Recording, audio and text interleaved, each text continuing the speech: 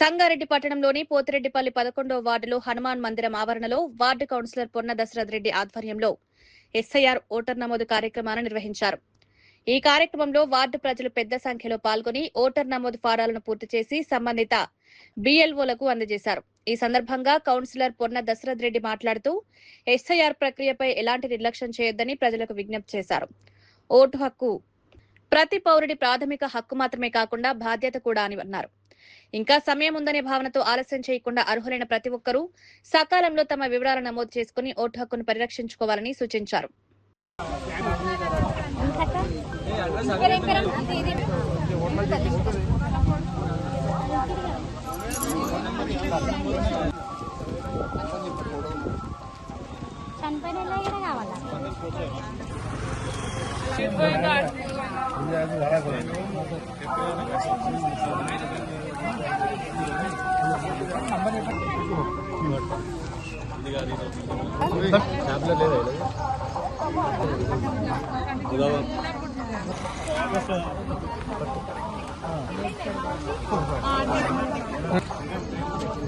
మంచి పడుకో